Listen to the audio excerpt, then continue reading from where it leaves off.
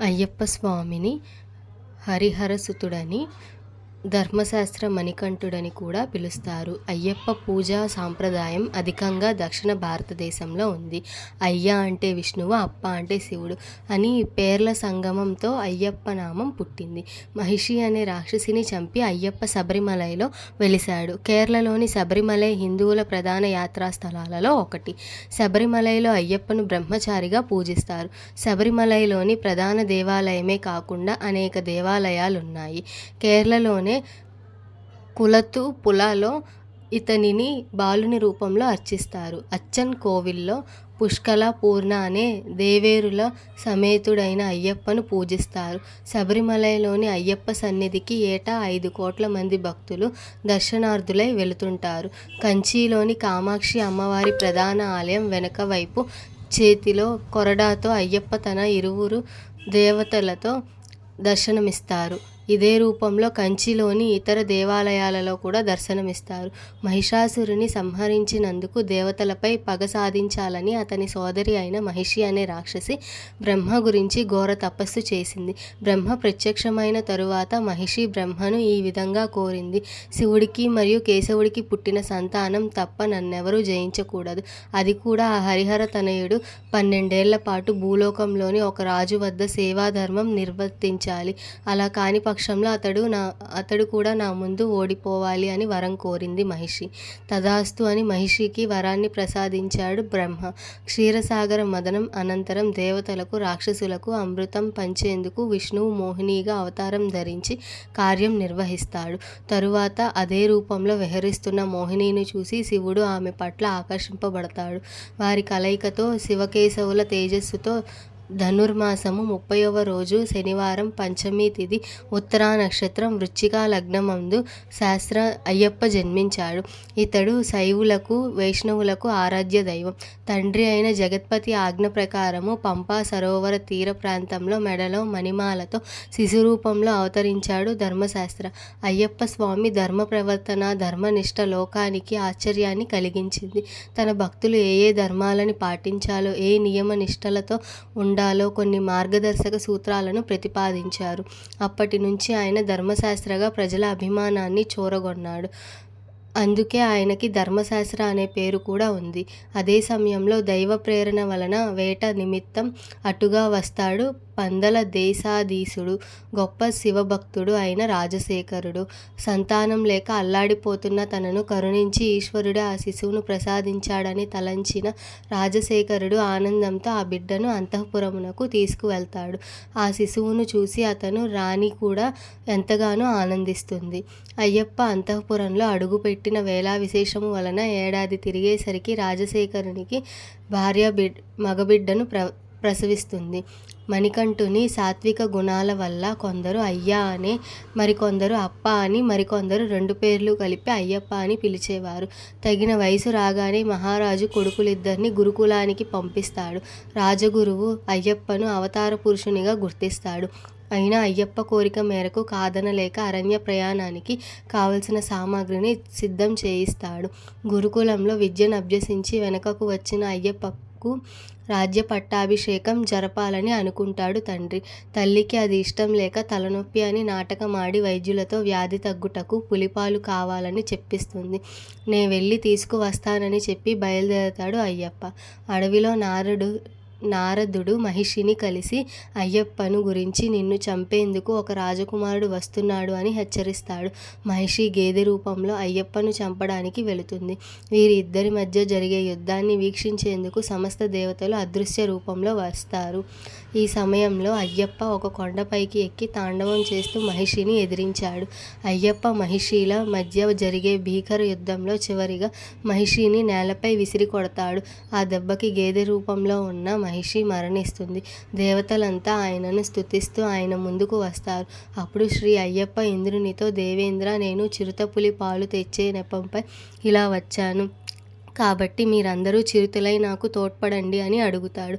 ఆయన కోరికపై అందరూ చిరుతపులులుగా మారిపోతారు. ఇంద్రుడు స్వయంగా అయ్యప్పకు వాహనమైన చిరుతగా మారిపోయాడు.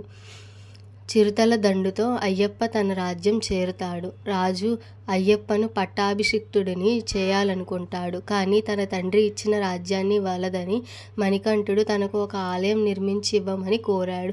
అందుకు నియమం ఏమంటే తానొక బాణం వదులుతానని, ఆ బాణం ఎక్కడ పడితే అక్కడ తనకు ఆలయం నిర్మించాలని.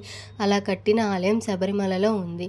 అక్కడ అయ్యప్ప స్థిర నివాసం ఏర్పరుచుకొని తన భక్తుల పూజలు అందుకుంటున్నాడని భక్తుల విశ్వాసం. స్వామియే శరణమయ్యప్ప. శబరిమలై ఆలయం గురించి తెలుసుకుందాము. ఈ ఆలయము 5 శాస్త్రాల ఆలయాలతో ప్రసిద్ధి చెందినది. అరణ్యాల మధ్యలో శబరిమలైకి ఎదురుగా ఉన్న పొన్నంబల మేడలో అయ్యప్ప స్వామి జీవన్ముక్తునిగా ఉంటాడు. శబరిమలై అంటే శబరి యొక్క పర్వతము అని అర్థం. అంతటా అయ్యప్ప ఈ పర్వతముపై కల అయ్యప్ప స్వామి దేవాలయము భారత ప్రసిద్ధి చెందిన అధిక జన సమ్మర్దం కలిగిన దేవాలయాల్లో ఒకటి. ఈ దేవాలయమునకు మాలధారణ చేసుకొని 41 రోజులు నియమాలను పాటించిన భక్తులు కార్తీక మాసం నుండి సంక్రాంతి సమయాలలో విపరీతంగా వస్తారు. నిత్య పూజా క్రమంలో కానీ, దేవాలయానికి వెళ్ళి కానీ, అయ్యప్పను దర్శించుకోవడం ద్వారా కానీ, అయ్యప్పను పూజించడం సాధారణంగా ఇతర దేవతల పూజలాగానే ఉంటుంది. అయితే దీక్ష తెలుసుకొని అయ్యప్ప దర్శనం కోసం వెళ్ళడానికి కఠినమైన నియమాలను అనుసరిస్తూ ప్రతిదినము చేసే భజన పూజాది కార్యక్రమాలలో కొంత వైశిష్ట్యం కనిపిస్తుంది.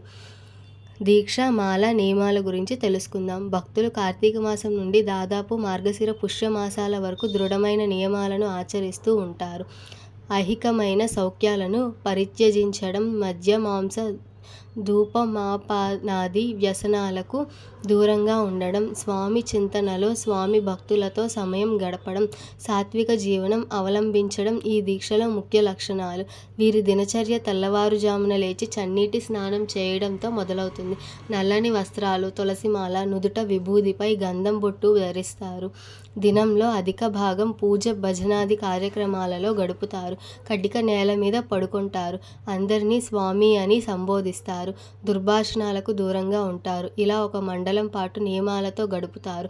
ఇలా అయ్యప్ప స్వామి దీక్షకు ఒక స్పష్టమైన, కొంత క్లిష్టమైన విధానం రూపుదిద్దుకుంది. దీక్ష తీసుకోవాలనుకునే భక్తుడు గురుస్వామి వద్ద నుండి ఉపదేశంతో మాలను ధరిస్తాడు. మాలాధారణ అనంతరం తన మనస్సును, శరీరాన్ని భగవంతునికి అంకితం చేయాలి. అందరినీ భగవంతుని రూపాలుగా భావించాలి. అయ్యప్ప శరణు ఘోషను విడవకూడదు. నిత్యం భజన కార్యక్రమంలో పాల్గొనాలి. భజన, పడిపూజ, హరివరాసనం గురించి తెలుసుకుందాం. అయ్యప్ప పూజ చివరలో హరివరాసనం లేదా శ్రీ హరాత్మజాష్టకం గానం చేయడం ఒక సంప్రదాయం. శబరిమల ఆలయంలో రాత్రిపూట మందిరం మూసే ముందు ఈ స్తోత్రాన్ని పాడుతారు. ఇదే విధానాన్ని ఇతర ఆలయాలలోనూ, ఉత్సవాలలోనూ, పూజలలోనూ పాటిస్తున్నారు. ఈ స్తోత్రాన్ని కుంభకుడి కులతూర్ అయ్యర్ రచించాడు. 1955లో స్వామి విమోచనానంద ఈ స్తోత్రాన్ని శబరిమలలో పఠించాడు. 1940-50 దశకాలలో ఇది నిర్మానుష్యమైన కాలంలో విఆర్ గోపాల మీనన్ అనే భక్తుడు సన్నిధానం సమీపంలో నివసిస్తూ ఉండేవాడు. మందిరంలో హరివరాసనాన్ని స్తోత్రం చేస్తూ ఉండేవాడు. ఆ అరణ్య ప్రాంతంలో వన్యమృగాలకు భయపడేవాడు కాదు. అప్పట్లో ఈశ్వరన్ నంబూద్రి అనే అర్చకుడు ఉండేవాడు. తరువాత గోపాల మీనన్ శబరిమల నుండి వెళ్ళిపోయాడు. అతను మరణించాడని తెలిసినప్పుడు చింతించిన ఈశ్వరన్ నంబూద్రి ఆ రోజు ఆలయంలో మూసివేసే సమయంలో హరివరాసనం స్తోత్రం చదివాడు. అప్పటి నుండి ఈ సంప్రదాయం కొనసాగుతున్నది. హరివరాసనం చదువుతున్నప్పుడు గర్భగుడిలో ఒక్కొక్క దీపం కొండెక్కిస్తారు. చివరికి ఒక్క రాత్రి దీపం మాత్రం ఉంచుతారు. ఈ శ్లోకం నిద్రపోయే ముందు అయ్యప్పకు జోల వంటిది.